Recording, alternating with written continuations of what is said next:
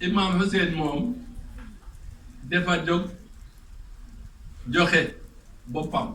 joxe deretam joxe doomam yi joxe taalibeem joxe ñi ko bëggoon yëpp li tax mu def loolu mu ne gennuma pour bugg a nguur gennuma pour bugg a maslaha àdduna gennuma pour bugg a siiw dama génne pour defar diine sama maam dama génne pour dégle lu baax tere lu bon loolu moo tax Imam Hussein jóg kon ñun ñi nga xam ne dañu topp suñu yeneen topp ahlul bayt topp Muzdahir loolu lañu war a ñun tamit topp dégle ko loolu mooy lan mooy nit soo waxee dara sa baat nga soo joxee sa baat ba bu pare waruloo ci dellu parce que nit boo xam ne dafay joxe baatam tey suba mu changé ginnaaw suba mu changé waat kooku ànd ak moom c'est très dangereux parce que mun na la reyloo man suma léegi waxtaanee ak Ali Badiane ñu joxante rendez-vous pour def dara ou defar dara man ma dem si rendez-vous bi moom moo ñëw li ma dal foofu rek moom moo ma koy indil kon nit dafa war a un noble doit respecter sa parole un homme politique un homme religieux un homme normal un homme simple yëpp ñoo yem ci loolu mais ici maintenant au Sénégal et partout dans le monde quand on parle de la politique boobu nag bokkul ak politique bi nga xam ne moom la Cherif Abdou di def mais ñoom dañu yaakaar ne politique dangay wax rek lu la neex suba su la arrangé nga changé def li nga waxaat li la neex loolu dina tax justice du am ci dëkk yi loolu moo tax joxe parole respecter ko c'est très important loolu tamit bokk na ci axlaaq ci bonne manière loolu moo tax gis nga ci nit ñi dafa am ñi nga xam ne jafe na nag mais ñoom dañu mel ni Hussein suñu waxee dañu koy respecté te dañuy teral doomi aadama yépp dañu yemale doomi aadama yépp ñooñu dañuy nuroo ak Hussein am na ñi nga xam ne dañuy fen duñu wax dëgg lu bon rek la ñuy def te ñooñu suñu amee doole ñu utiliser doole bi ku ñu mun ñu duma ko ñooñu tamit xam nañu ñu muy nuroo dañuy nuroo ak Yazid waaw dafay nuroo ak Yazid mu am nag ñeneen ñi nga xam ne dañuy nekk fii ñoom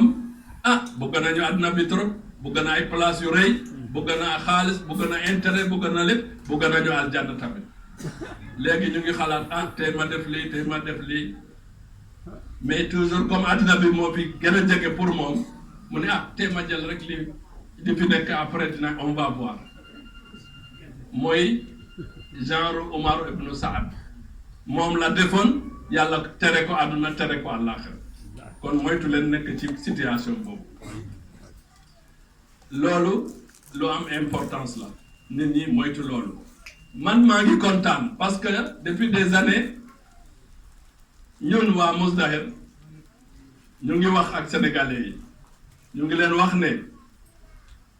lii ak lii lañu leen bëggal parce que dañu yaakaar ne lii moo gën lii moo baax dañu leen wax ne bu leen jóg di def fête jour bi nga xam ne dañu rey doomu Yonent bi Muhammad sallallahu alayhi wa sallam maa ngi leen wax ne Ashura mënul nekk jour fête c'est un jour de deuil et de tristesse mais man maa ngi sant yàlla parce que démb man dama jël sama oto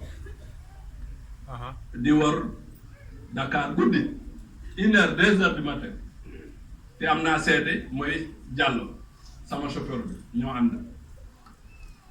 pour xool mais kontaan naa trop parce que balaa may commencer liggéey bi tamit dama ko defoon démb ma defaat ko parce que man li may def yëpp dama koy évaluer dama koy topp xool gis naa ne li ngi ñu doon def wàññeeku na bu bare dëgg la. gis naa ni dafa sax changé waaw kon loolu mun nañu ci sant yàlla sant ci waa Muzdahir aussi si loolu weesee mooy Ashura dañuy wax ne dañuy woor déedéet suñu imam yi nee nañu un homme qui est frappé par un malheur ne gêne pas nit boo xam ne dafa am naqar kooku du woor kon jour Ashura kenn du ko woor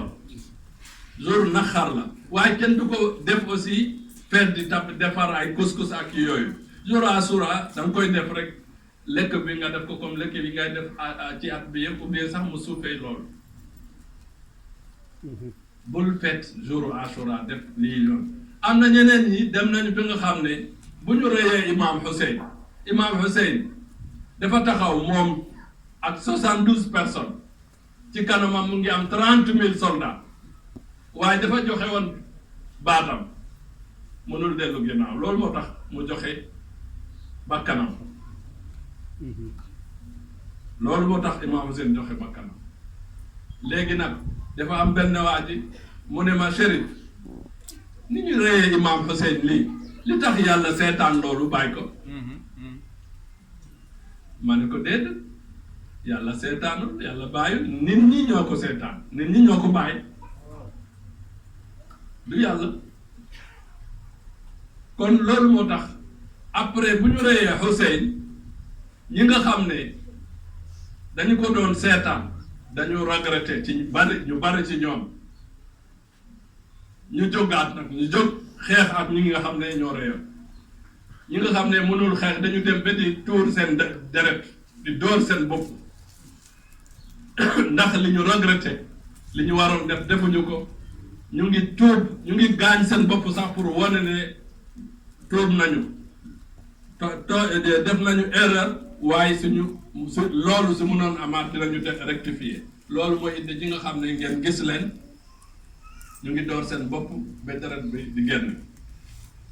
waaye loolu bokkul ci li nga xam ne suñu yeneen daf ñu ko jàngal bokkul ci li nga xam ne suñu imaam yi dañ ko jàngal man gisuma benn marja diine yi mooy njiit diine bi mag ci Shia bu ko jàngal loolu moo tax maa ngi ñaan sama taalibe yëpp sama mbokk yëpp bu ñu dugg ci loolu benn